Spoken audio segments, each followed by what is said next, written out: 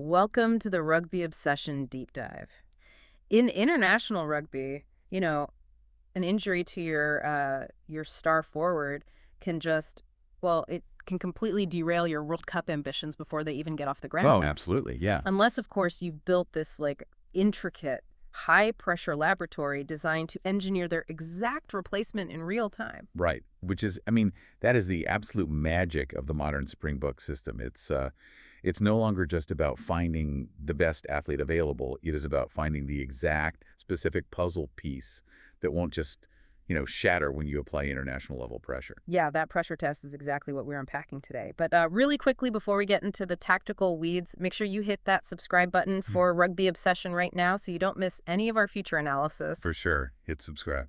Because today, we have an absolutely thrilling topic to dig into. We're looking at the highly anticipated return of the South Africa A-team in 2026. This squad is basically going to raise the curtain on the Springboks international season with a massive clash against Zimbabwe in Cape Town. Yeah, it serves as the perfect tactical appetizer, really, for the international calendar. Definitely. We are drawing from an incredibly sharp, forward-looking piece by rugby analyst Jared Wright today. Wright maps out exactly how Springboks head coach Rassie Erasmus can and honestly should utilize this fixture. Right. Our mission for this deep dive is to embrace that positive, highly analytical approach to building the next generation of rugby stars. We're going to explore why this specific match is the ultimate testing ground and, who might actually make up that match day 23. Yeah, so whether you're a diehard fan currently mapping out your own Fantasy 23 on a napkin, And I know I am. or you're just curious about the methodology behind how championship teams build out their depth charts, consider this your shortcut to understand the future of the Springboks. So let's set the stage a bit. The SAA team has been on a 4-year hiatus. The last time we saw this secondary national squad setup, they were playing European clubs like Munster and the Bristol Bears. Yeah. And just look at who is running out in those games. Grant Williams, Efeli Fassi, Elri Liu, Sacha Feinberg, Munga Mazulu. Which is, that's the most important context for this entire conversation. Yeah. Those players didn't just use those matches as a fun runaround. Right, no. They used them as a springboard. Erasmus was watching how they communicated, how they handled defensive structures, and really how they reacted when the original game plan failed. That's the key, yeah. Now, they are regular, established Springbok squad members. It is literally the ultimate proving ground. But the logistics of this specific match against Zimbabwe, it makes it a truly unique scenario. Because if we look at the calendar, this fixture falls completely outside of World Rugby's official international window, so we aren't going to see a full-strength Zimbabwe side. That's right. Because the game is outside the official window, they cannot rely on World Rugby's Regulation 9. Which is huge. It is. For anyone newer to the bureaucratic side of the sport, Regulation 9 is essentially the international law that legally compels overseas club teams to release their players for national duty. Without it, Zimbabwe has basically no leverage. None. They'll have to rely heavily on locally based players, or, basically cross their fingers and hope a few foreign clubs release their guys purely out of goodwill. Which is incredibly rare, right, in the middle of a club season. Oh, almost impossible. Yeah. And on the flip side, the South African players who are based in Japan, they're going to be busy playing the Barbarians at the exact same time, so they're entirely out of the selection pool as well. It creates this fascinating vacuum. You have a weakened opposition and a pretty heavily restricted player pool for the hosts. Okay, let's unpack this, because if you think about it, it's kind of like being an understudy in a Broadway show. Okay, yeah. Suddenly, the director gives you a full dress rehearsal with the lights on, audience in the seats. But instead of just reciting your memorized lines, the director is actively changing the script live on stage, moving the lighting cues, and hiding your props just to see if you crack under the pressure. That is a great analogy. Right. But South Africa is going to be the clear-cut favorite here. So isn't there a risk of this just turning into a loose, unstructured exhibition match? It's a scoreboard blowout, but the coaching staff doesn't actually learn anything about these young players. Well, what's fascinating here is that Erasmus couldn't care less about a scoreboard blowout. Really? No, he's a pure tactician. If South Africa wins by 50 points but the defensive spacing was wrong, he will view it as a failure. Wow. He wants to test players strictly within the Springbok system. The author of our source material suggests that Rassie should adopt an almost hard rule for this match. Absolutely no cap Springboks should play. No cap Springboks at all. Exactly. It needs to be a pure, unfiltered development run to see who understands the blocking, not just the lines. So we are talking about a scenario where the jersey is handed exclusively to the next men up. Mm-hmm. If the stage is set entirely for fresh talent, let's look at how this hard rule shapes the backline and where realistically that rule might actually need to be broken. But hey, before we dive into the specific backs who could make their mark, here is your mid-dive reminder to hit subscribe to Rugby Obsession if you haven't already. Please do. So let's start with the outside backs.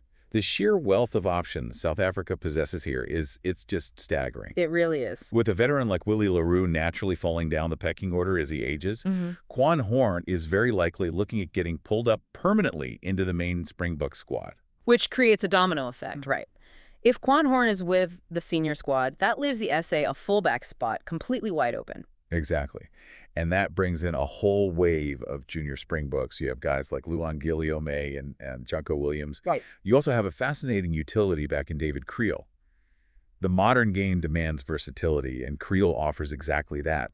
Plus, you've got a Bulls rookie like Cheswell Joost, who brings a brilliant raw edge as a wing option. Let's pause on that for a second. If you're Erasmus, are you looking at a player like Creel because of his utility, meaning he can cover multiple positions in a crisis?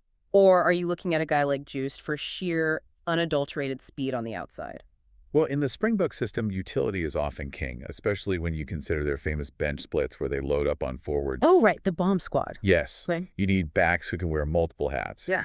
But you also need to know if a rookie like Joost can execute a high ball catch under pressure. This match is a phenomenal litmus test for those exact, specific skills. Moving into the centers, the talent pool doesn't shrink at all. You have a player like Henko van Wyk. Oh, what a player. He is a clear favorite of Erasmus, and for good reason. He's got that explosive tackle-breaking power that the Springboks absolutely require in the midfield. He actually played for SAA back in 2022, but he's been really haunted by injuries since then. Yeah, he has. So this match isn't just a test of his skill, it's a test of his physical durability. Durability is the price of admission in international rugby. And alongside him, you have Drenso Julius, who has improved massively since shifting to inside center under the guidance of J.P. Peterson. Right. We're also looking at a 19-year-old prospect like Marcus Muller, and the Lions' incredibly consistent performer, Bronson Mills. The raw material is all there. But if you roll out an entire backline of 19 and 20-year-olds, I mean, don't you risk them just playing frantic, headless rugby? That is the danger. Here is where the author suggests we might need to break that no-capped Springboks rule. Jens Serfontein. He's back in South Africa after a very successful spell in France with Montpellier. His recent season with the Bulls was unfortunately limited by injury, but he is a player of proven, unquestionable quality. Totally. Putting a capped veteran like him in the midfield could really absorb the tactical pressure and, physically anchor the younger guys around him. It's a pragmatic exception. Yeah. You need a metronome in the back line to set the tempo. Which actually brings me to a massive question about the halfbacks. We have a bit of a scrum half conundrum, and the fly half position is notoriously tricky to cast. Let's say we go full youth at the number 10 jersey. Say we play Jordan Hendricks, Juri Mathy, or young Vusi Moyo. Okay. If you put a rookie at fly half, the guy whose literal job is to dictate the tactical kicking and steer the ship, don't we risk the backline entirely losing its structural integrity? It is the single biggest risk on the board, and it's something Erasmus and his coaching staff are acutely wary of. You simply cannot throw an incredibly inexperienced halfback pairing onto the international stage, even against a weakened Zimbabwe side. It'd be chaos. Total chaos. If the fly half doesn't control the territory, the entire Springbok defensive system collapses. The author notes that a much wiser move would be pairing a highly experienced fly half, someone like Chris Smith or Sia Masuku, with a younger scrum half. So the veteran fly half acts as the tactical shield. By having someone like Smith or Masuku manage the territorial kicking and read the defensive lines, the rookie scrum half doesn't have to overthink. They can just play instinctively. Precisely. You give an experienced number 10 the reins, and suddenly you can comfortably pressure test young, dynamic scrum halves like Ambrose Papier, Hashim Peed, Imad Khan, Nico Stein, or Bradley Davids. Lots of options there. The veteran fly half provides a stable launch pad and acts as the structural glue for the entire backline. That dynamic is fascinating. So the backline requires this really delicate, calculated balance of raw youth and steady veteran hands just to function properly. But the forward pack presents an entirely different puzzle.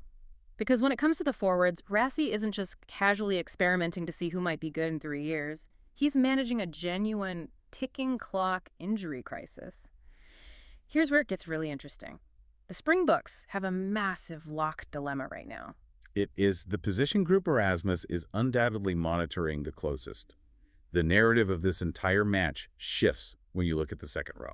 You have Lou de Jager, Evan Etzebeth, and R.G. Snyman, three absolute titans of the game, all either in doubt or completely ruled out for the start of the season. Yeah, that hurts. The Springboks' entire identity is built on physical dominance in the forward pack. Without those guys, Rassie is forced to look at this SAA game to find immediate top-tier answers. This isn't about the future. This is about survival for the upcoming international season. The developmental pipeline is being tested in real time. But look at the up-and-comers who are ready to step up into the second row. You have the Bulls trio of J.F. Vanderheerden, Ruan Vermaak, and Reinhard Lidwig. Let's focus on Reinhard Lidwig for a second. He isn't just a big body. He brings that hyper-physical, line-out disrupting engine that the Springbok system demands. He really does. When you lose an enforcer like Etzebeth, you aren't just losing a player. You're losing a specific defensive mechanism. Exactly the point. You need to know if a player like Ludwig can replicate that specific mechanism on the international stage. Can he hit the rucks with the same velocity? Can he anchor the scrum? Big questions. The Sharks can also offer Emil van Heerden and Corner Rawl. Then you've got Ruben van Heerden, Andre Smith, and Nico Gancy van Rensburg in the mix. The selection pool is definitely shallower because of the injuries, but the talent ceiling of these young locks is incredibly high. It's a stark contrast to the back row, where Rassie is just absolutely spoiled for choice. The injury crisis in the second row is terrifying, but the back row riches are insane. Oh, completely. You look at a guy like Frank Horn, who has been consistently brilliant for the Lions. You've got Fepsi Bruthelezi, the Bulls, Jandre Rudolph, plus Hakshiva Diamani and Marcel Theunison. What is so striking to me is that they all offer entirely different tactical approaches to the loose forward role. Right. Daimani has the speed of a winger, while someone like Rudolph brings grueling, close-quarters physicality. The permutations are endless. The back row consists of your blindside flanker who covers the short side, your open side who hunts for the ball at the breakdown, and your number 8 who controls the ball at the base of the scrum. You could easily field a dominant back row of Frank Horn at 8, Batha Belhalakani on the blind side, and Paul de Villiers at open side. Let me push back on that configuration slightly, or at least throw a different philosophy into the mix. We just talked about needing an experienced fly half to anchor the young backs. What about leadership in the pack? Oh, okay, I see where you're going. Could Erasmus use the number 8 jersey to shoehorn in a vastly experienced player, say, Dion Forey, just to skipper the side? You put a 30-plus-year-old veteran like him at the back of the scrum to physically and mentally anchor young guys like Lakani and de Villiers. It's a compelling argument, but let's chew on the downside of that. Every minute you give to a veteran like Dion Forey in a development match is a minute you steal from a 21-year-old who desperately needs international exposure. That's fair. Forey already knows the system. He doesn't need the dress rehearsal. But if the forward pack loses its discipline, the entire game devolves into a penalty fest, and you don't learn anything about the rookies anyway because the ball is never in play. That is the counterweight, yes. The author suggests it's a viable way to ensure the forward pack maintains its structure. You need someone in the forwards who knows exactly how to communicate with the referee and keep the youngsters calm when the scrums start resetting. Exactly. But let's look at the front row, where that hard rule about capped players probably has to bend a little anyway due to the sheer technical danger of the position. Right. For those less familiar, the tight 5, which includes your props and hooker, is where the literal heavy lifting happens. It is a highly specialized, dangerous area of the field. You can't just throw an untested 19-year-old prop against seasoned professionals and hope for the best. Which is why a player like Neethling Fouché, who has a single Springbok cap, would be a rock-solid tight head selection. He brings just enough experience to keep the scrum stable alongside promising, powerful guys like Esnathi Netlabakanye, Fatou Gagnon, and Kai Pratt. And at the hooker position, the guy throwing the ball into the lineouts and striking in the scrum. Fascinating options there, too. You have Fez Mbatha, who has been on the national radar before and brings great physicality. You have Esethim Nabale, who continues to absolutely shine for the U20 squad. He's been great. Plus, there's Ethan Bester, Andre Hugo Venter, and JJ Kotza. If we connect this to the bigger picture, finding depth in the tight 5 is what actually wins World Cups. Flankers and wingers will always get the highlight reels and the shoe endorsements, but the engine room dictates the outcome of tournaments. Oh, If your scrum goes backward, you lose. Period. That makes the lock and front row selections the absolute most critical part of this entire Zimbabwe clash. so what does this all mean? When we look at all these pieces, the tactical shield of a veteran fly half, the ticking clock of the lock injury crisis, the balance of exposing youth without breaking their confidence, ultimately, this SAA versus Zimbabwe match is so much more than just a curtain raiser. Oh, definitely. It is a highly controlled strategic laboratory. It's a place for Rassie Erasmus to pressure test the absolute next generation of South African rugby talent, strictly to see how they function within the established Springbok system. It's about finding out who can swim when the water gets deep and who understands the underlying logic of the game plan when the initial structure breaks down. And we really want to hear from you. Do you agree with the author's suggested approach to this Matchday 23? Should Rassie stick strictly to the hard rule of zero-cap Springboks, or do you side with the idea of bringing in a veteran captain to anchor the scrum and the backline? It's a tough call. Who are you most excited to see pull on that SAA jersey? Please leave your opinions in the comments. We absolutely love reading your insights. And as you think about your ideal lineup, consider this final provocative thought. In modern international rugby, is a team's true strength defined not by the sheer talent of its starting XV, but by how seamlessly an untested 20-year-old can slot into an established tactical system without the whole machine breaking down. What a question to end on. Please don't forget to hit subscribe to Rugby Obsession so you stay up to date with all of our tactical breakdowns and future deep dives. Thank you for listening to the Rugby Obsession Deep Dive, and we'll look forward to you listening to our next episode.